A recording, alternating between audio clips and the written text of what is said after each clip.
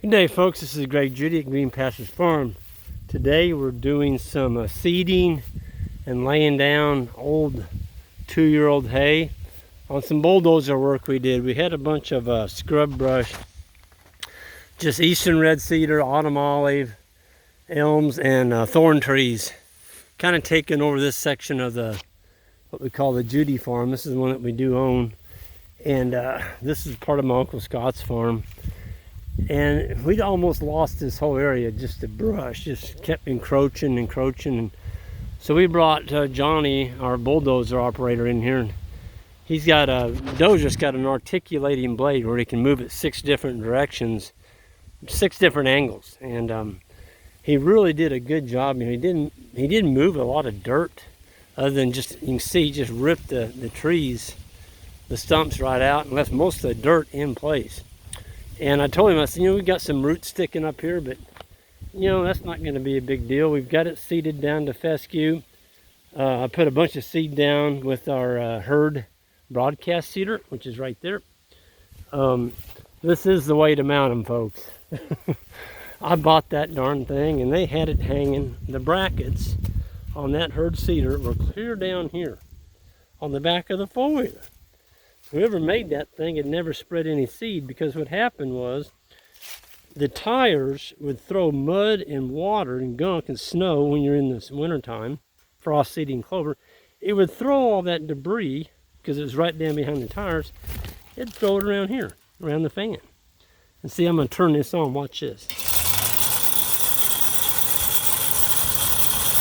I mean, it gets with it.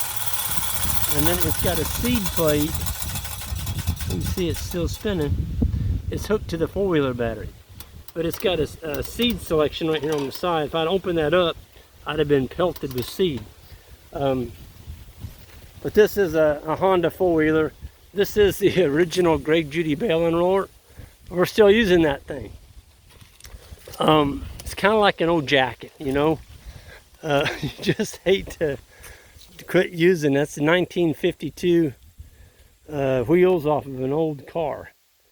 I made that thing back in 1999. Yep, that's the original one. We're selling those today. A lot of improvements have been made on that. We've got a boat winch now. We've got springs where when you over toggle, that won't come crashing down on you. Just a host of other things, but this thing still works, and like I said, it's an old Coke. I'm not going to throw it away just yet. But look at this. We came down through the gnarliest bunch of roots and stobs, and there were some thorns laying on the ground, but that four-wheeler doesn't care, and I've never had a flat on that bale and roller. Now those are brand new tires I put on it when I built it back in 1999. They've never been replaced, but you can see that this isn't real high quality hay. But cattle would probably eat that. So anyway, we're unrolling it. Ben and Isaac are up there spreading it with pitchforks, and I'm going to help them out here as soon as I get done shooting this video. We've been working at this most of the day. We've got a bunch of ponds. We fixed up a dam on a pond. We're getting ready to build a new pond starting tomorrow. Actually, we're building, I guess, 3. We're going to clean out 2 and build a brand new one. So I'm going to be showing that one, how Johnny cores them and gets all that topsoil out of the way and the brush, and then he actually starts putting in the dam. And we are going to put a pipe in the new one. The other 2 that we're cleaning out are what I call frog ponds. They're just little bitty ponds, but we're going to dig them down about 12 foot deep. When the cattle come in there, we will put a wire around them. They're really not big enough watersheds for me to invest in putting in a pad and a tire tank and all that stuff. So we're only going to be on those small ponds for half a day. Maybe 4 times a year. But you can see what they're doing. They're spreading that out, and we got another piece over here on this other side. I've already seeded that, and if you go up here on top, I'll show you what it looks like when we're done. We've actually, I had my wife Jan pick up a bag of turnip seed, and that spin seeder I just put down 25 pounds. I saved the other 25. We still got a bunch of this to do in front of us up here. Johnny has really been cleaning up a lot of brush and fixing a few dams on some ponds that the muskrats that kind of chewed on a little bit. Got those built back up. But I want to show you what that baling roller does once Ben and Isaac and I spread the hay out. We've picked up, I don't know, altogether, I would say we picked up a couple acres. I mean, look at that.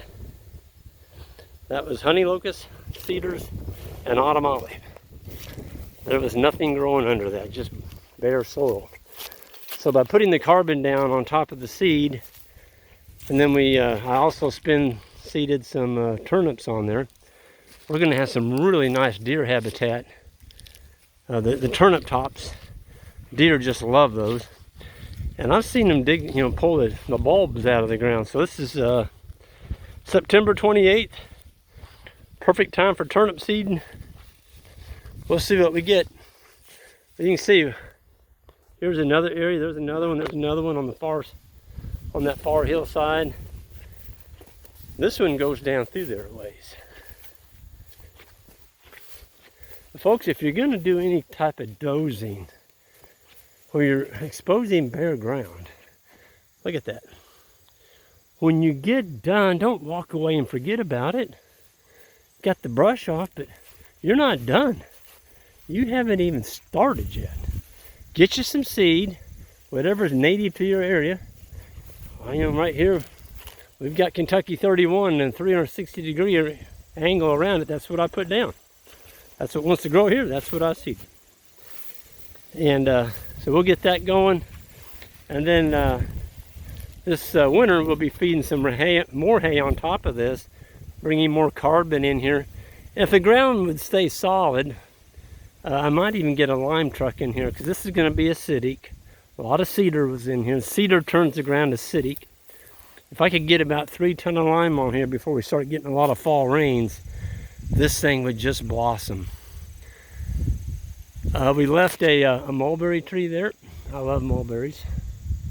The rest of the trees in that draw were solid cedars. There wasn't any other trees to pick from, just cedar. That's all there was. We are saving some of the nicer cedar logs on the next farm. I pointed the ones out to Johnny today that I want to keep. So we'll have some saw logs. I actually found a honey locust that was about 2 foot thick. And that'll be going on our wood miser mill. It had about an 18-foot log in it. So anxious to cut up that honey locust. It's got beautiful, beautiful wood grain. Kind of a green, red, orangey color in the middle. It's just beautiful wood. So I may have to do a YouTube when we put that puppy on the wood miser to saw it into boards. I'm excited about this. We've opened up, probably 2.5, 3 acres all the way through the Judy farm here. We took out the brush that was trying to take our ridges away from us. And we've got some really nice future grazing here. And, we don't overgraze it. So we'll be in here just, for half a day. Extremely high animal density. And then we're gone. And when I say extremely high, it depends what time of the year. In the springtime, it's not high density at all. We're just booking through here.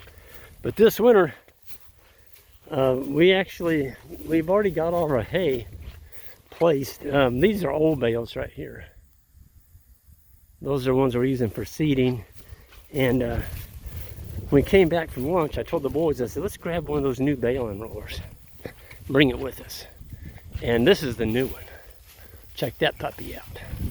Just a little bit of an upgrade. Kendall's making them for me now. He's doing a great job. This is the name of the company that we're using now for our new inches. It's got a 5-year warranty on it. And it's got 2 speeds on it, folks. Check this out. So you can take this handle off just by pushing in on that lever. Watch this. I'm going to take it off here like that. Kind of hard to do with one hand. You'll see it in a minute. So now I've got the handle off, okay? And you push in on that button. And now I've got it on that button. And see, this is for like a little kid. It's got a real low gear right here. If you're stouter, you can go to the other knob here, and that's a higher speed. But I'm telling you, that is one heck of a winch. Kendall switched to that here a couple months ago. We got the springs on them. The springs are on each tire. That keeps this top piece from coming over on top of you. Ugh. You can't even push that. It's got spring loaded on it now. Of course, there's the feet on each side. That keeps your spikes. So let's just say, let me push this in. So if you had that in the middle of your bale and you're unrolling the bale across the field, and this gets lower to the ground, if you didn't have that foot on there, you'd hit a rock or a stump. You just put a 45-degree bend in your bale spike. Folks, this is our soil fertility builder. That's what this is. You can see it goes on that mule with ease. That's a Kawasaki mule. It's got plenty of tongue on it. You don't have to worry about it hitting the back of your four-wheeler. Of course, the tailgate's down on that because we got seed there in the back. Normally that tailgate would be up. I actually loaned one of these to a real good friend. She's been a really good customer, bought a lot of posts and some livestock from us, and she's only going to use it once. I said, what are you going to use it for? Well, Greg, we've got about 100 bales that we want to unroll, and we're going to put in a nursery, trees. I'm like, really? Yeah, my husband and I were going to try and push them out by hand. 100 big bales. I'm like, no, honey, you don't need to do that. So I lent it to her, and her husband used a golf cart. And they sent me a video of it. They unrolled 100 bales using this. And they put them side by side. They covered like, I don't know how big an area it was. It was a couple of acres. And I mean, that hay was in there 4 to 6 inches thick. And that golf cart was just back and forth, back and forth, back and forth. And they unrolled it, covered the whole area. Then they planted their trees into that thatch of hay, which killed all the fescue. So the trees came up with no pressure on them. Killed all the existing vegetation naturally. They didn't have to spray it. Plus they had a wonderful humus clump of mulch around each tree already. So this tool for landscapers that want to kill out fescue or any sod, this is your tool. It doesn't have anything to do with feeding hay to cattle. It's killing sod that you want to plant trees into naturally, organically, with a golf cart. I mean, it was unbelievable. I'd never seen a golf cart turn as sharp as that thing did at the corners. He'd get to the end, and I mean, he didn't even slow up. He just made a right turn and came right back with that bale unroller. And they were just tickled to death. I couldn't imagine those two folks tackling 200 bales by themselves. I'm sorry, 100 bales unrolled by hand. Kango, how you doing, buddy? This is one loyal puppy. Yeah, you're a good boy. Yes, you are. You like your daddy, don't you? This dog, when you come to our house, you don't want to get out of the truck. He's going to be barking at you. He's going to have his tail up real stiff, and you're going to swear he's going to eat your neck off. But he won't bite, but he really doesn't like people, strangers, until I'm come out of the house. Once I come out of the house and say, Kangle, it's okay, he calms down. He loves a good pet. He's a very loyal dog, aren't you, buddy? Yes, you're a wonderful dog. He's just a good dog to have around the house. He goes and checks our rams in the civil pasture every night, barks at the coyotes, and he just keeps everything away. And he's just a wonderful dog.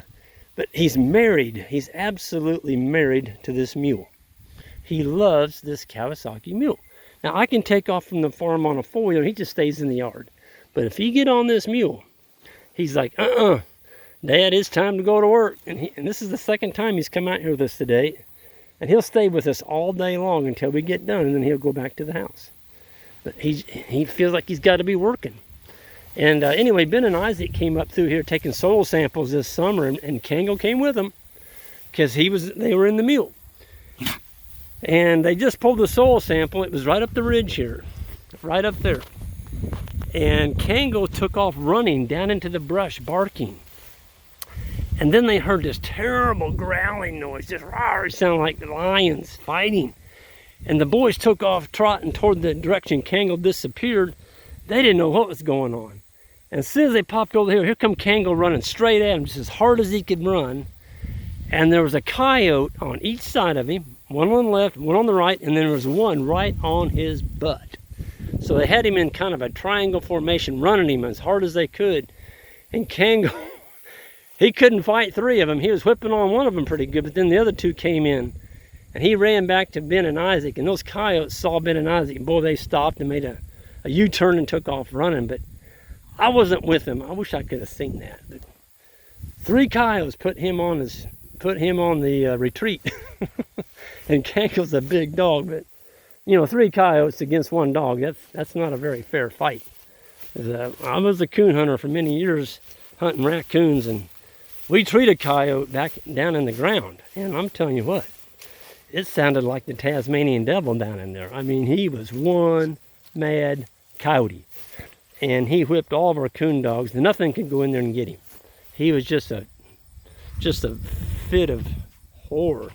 We were lucky to get our dogs out and not get them tore up, but the boys are really doing a good job here, and I'm going to get down there and help them.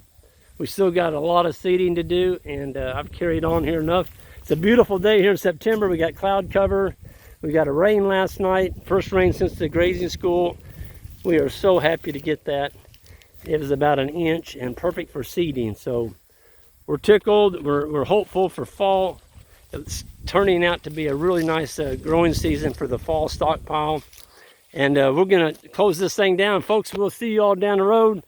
If you're thinking about doing any seeding, remember, put down the hay after you put the seed, or you don't even put the seed down, because this acts as a mulch. It preserves the moisture, and your seeds will come up through there, and it's going to be beautiful. But when you leave it bare, you get a hard rain on it, even if you seeded it, most of your seed's going to end up down there in the trees. You've got to put this mulch down, and you don't want it very thick. See that? You don't want it very thick, or it's going to actually kill out your seeding. So the seeds can't come up through that. You want it kind of thin. But this has been 1 bale right here on this ridge, and we're going to have some left over to do the other side. So it goes a long ways. 1 1,200-pound bale will do a lot of mulching. But anyway, folks new to the channel, hit that subscribe button on the way out. I'd appreciate it. And don't forget to hit the like button. And we're going to see you all down the road. Take care.